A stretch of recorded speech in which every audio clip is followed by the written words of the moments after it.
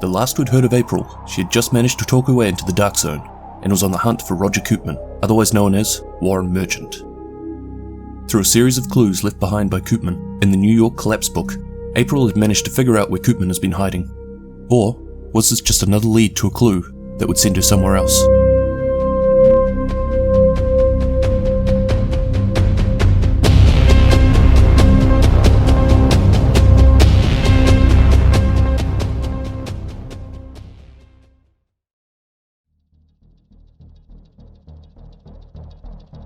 April has spent the last few weeks getting familiar with the Dark Zone.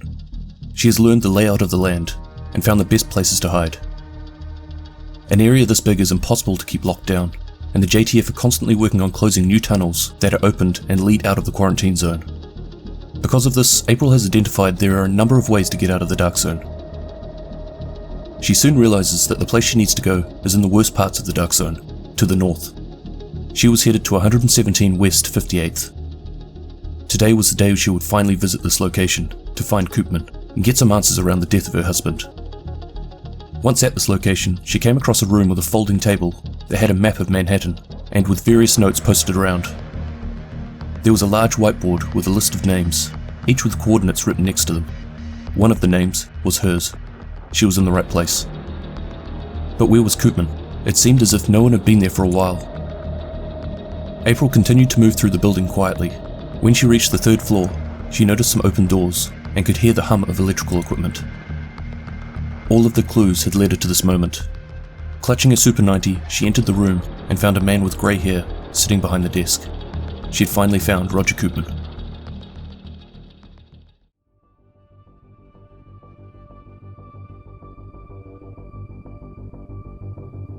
April wasted no time in questioning Koopman. Why her husband, Bill, was killed. Was he involved with the dollar flu? And how he knew that she would come and find him. Koopman went to work answering these questions, as if he'd been expecting them for a long time. He started from the beginning, explaining that he knew Amherst was up to something. In fact, a lot of people did. No one knew exactly what he was doing, just that something big was coming, and that a lot of people approved, and some of these people were in prominent positions of the government and military. Koopman had to keep a low profile. If he had said anything, he too would have been killed like Bill. So he wrote the New York collapse book, hoping that someone would be interested enough to hunt down the truth. Once he realized that April was on the trail, he left further clues to help, like the wanted poster. Koopman went on to explain what Bill had been working on, that he was part of a team that was experimenting with a new vaccine design. This came under the label of broad-spectrum antivirals. Dr. Jessica Candle ended up continuing Bill's work and eventually developed the first prototype. She then sent her design to one of the last surviving labs in Ann Arbor, where they have since made a handful of samples. It was at that moment that April decided she needed to make the 600-mile trip to Ann Arbor for the possibility of finding out more about the project that Bill was working on that had him killed. Koopman was hesitant to help her with this impossible task, but eventually accepted that he wouldn't be able to change her mind and that he should assist anywhere he could. He told her of a group called the Riverside Templars, situated close to the Hudson River. They would be able to help her get across.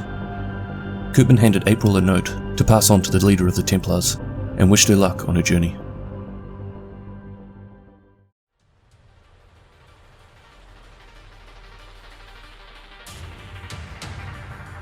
As April approached the Hudson River, she noticed that she was being followed. 3 men walked towards her. Upon closer inspection, they were all wearing similar clothes. Not overly hostile, but questioned why she was walking through the area. These were members of the Riverside Templars. This group looked after the area and were generally left alone by the JTF. April explained that she wanted to see their leader and that she had a letter for him.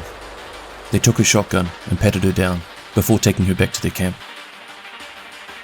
April met the leader, who was known as Master, and turned out to be a retired colonel of the United States Marines.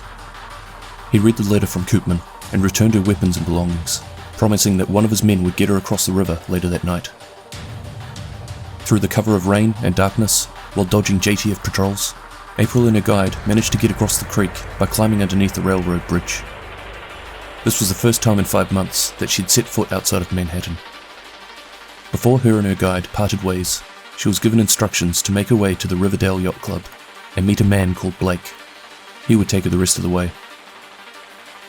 When April met Blake, he took her across the Hudson River and all the way up past Albany, where she could take the Erie Canal to Buffalo.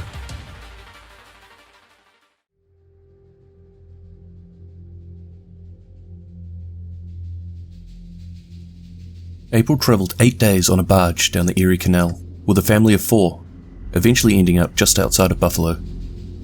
She was now halfway to her destination in Ann Arbor. Unable to travel through Canada due to border lockdowns, she would have to continue around the southern shore of Lake Erie towards Cleveland and then north towards Ann Arbor. However, she is convinced by a group of local sailors to take a ship to Cleveland, as there is a hostile group called the Jamestown Aryans who occupy the southern shoreline. April arrives in Cleveland and heads to the local JTF base, which has been set up at the football stadium. At the entrance to the stadium, April speaks to one of the armed guards and requests further information on how to get to Ann Arbor. The sentry informs her of areas she should avoid and a safer path to Toledo. After filling up her water bottles, she turns away to make a start on a 100-mile hike. Before she leaves, she's stopped by a division agent, who questions where she got her division backpack and Super 90. April goes on to tell him that she took them from a dead division agent, who died rescuing her in New York. He checks up on her story and confirms it to be true, but warns her to be careful. Not all division agents would stop to ask, as people wearing division agent gear are usually responsible for their deaths. Shoot first, ask questions later is a perfectly acceptable response for a division agent, as they are not bound to the usual rules of combat. After thanking the agent, April quickly made her way out of there. She came across some men loading trucks, and through offering them payment in the form of tobacco that she was given by the family on the barge, she was able to secure a ride on the back of the truck to Toledo.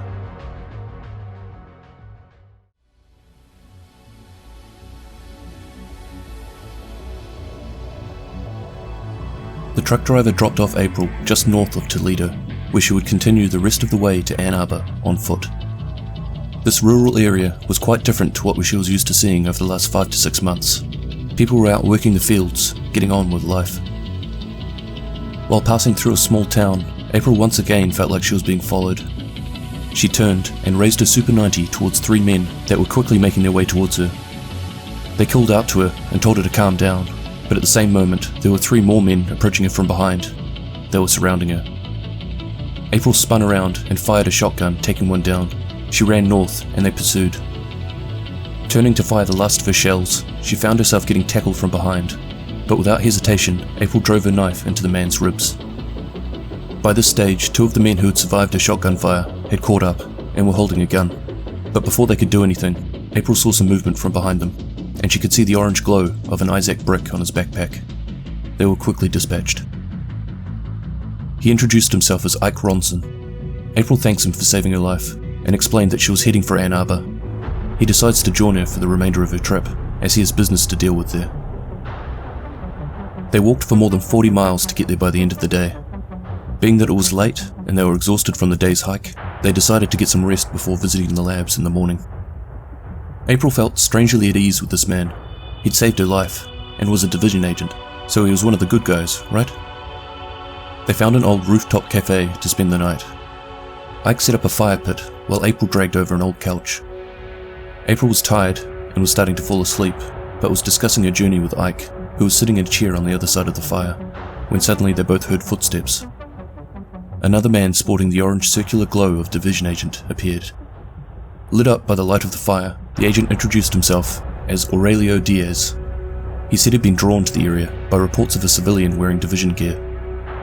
April explained why she had the gear, going on to tell the story of how her and Ike met on the road to Ann Arbor. It may have been because she was tired, or that she just felt safe in the company of 2 division agents, but she went on to tell them the full reason of why she was making the journey, and about the broad-spectrum antivirals that were being produced in the labs they were to visit tomorrow.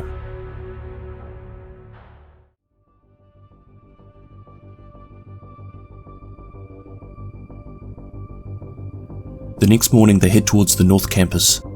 They met up with a professor who confirmed that she has worked in a team with Bill.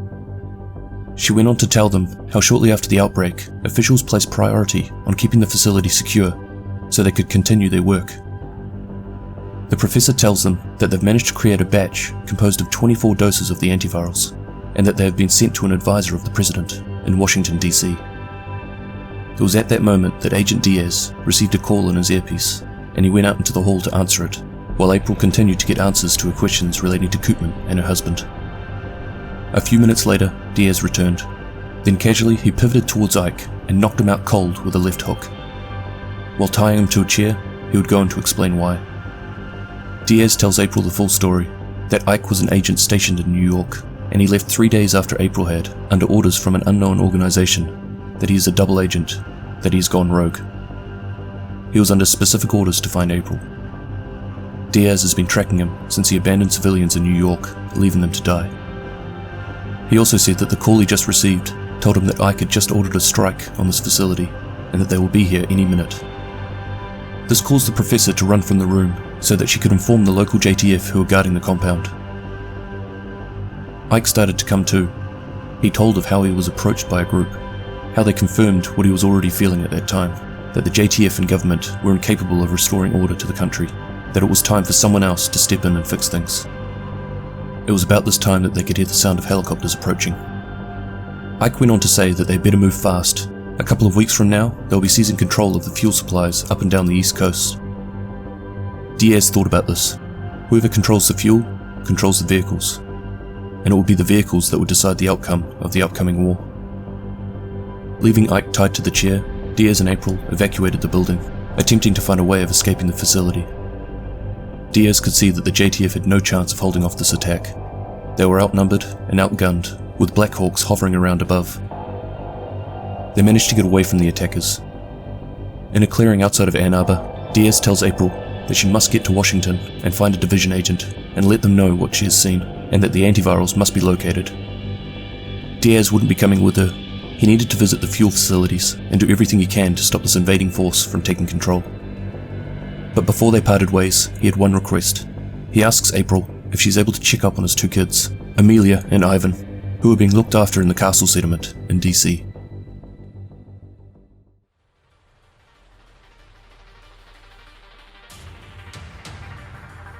As April got close to the castle settlement, she could hear the sound of gunfire. Ahead of her, April sees a group of kids being approached by a group of armed men. They were pointing their guns and shouting at them to stay put.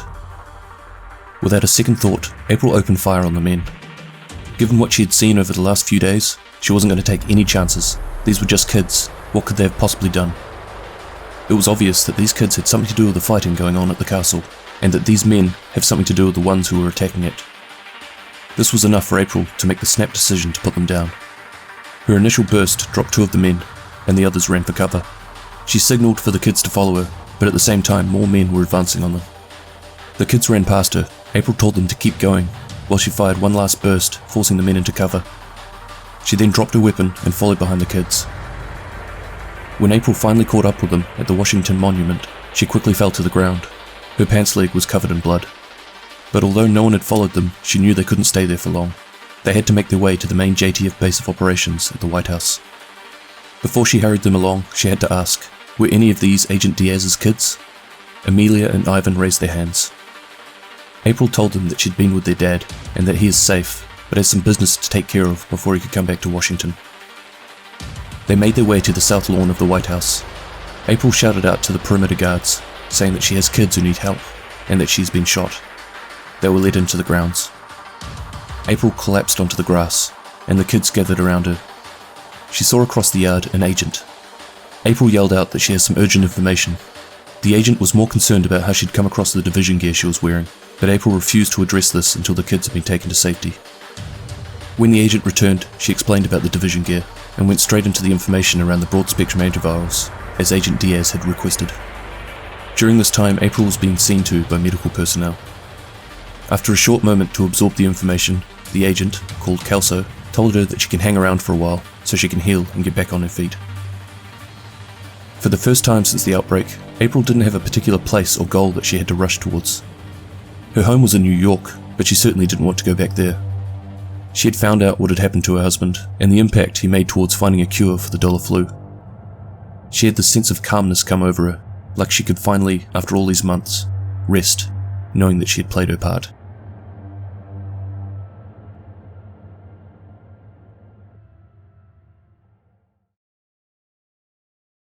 This has been a well overdue addition to the April Kelleher videos that are released about a year ago now. In case you hadn't guessed it by now, this story is heavily based on the Broken Dawn novel, that is the sequel to the New York collapse. If you haven't read either of these books, I strongly urge you to. They're fantastic, and they really go into the detail of what happened and what it was like during the early stages of the outbreak. It gives you insight into the first person's perspectives of a division agent and even an agent turned rogue. In fact, I purposely only covered the story from April's perspective, because I didn't want to skip over things even more than I have, in order to keep this video to a reasonable length. So I'm thinking I might cover both Diaz's and Ike's point of view in separate videos. Let me know what you think. If you want to check out the books I mentioned above, I'll have a link to each of them in the description. And no, I'm not getting paid to say any of this, and I'm not earning anything through Amazon affiliate marketing or anything like that. I just think they're a really cool addition to the story.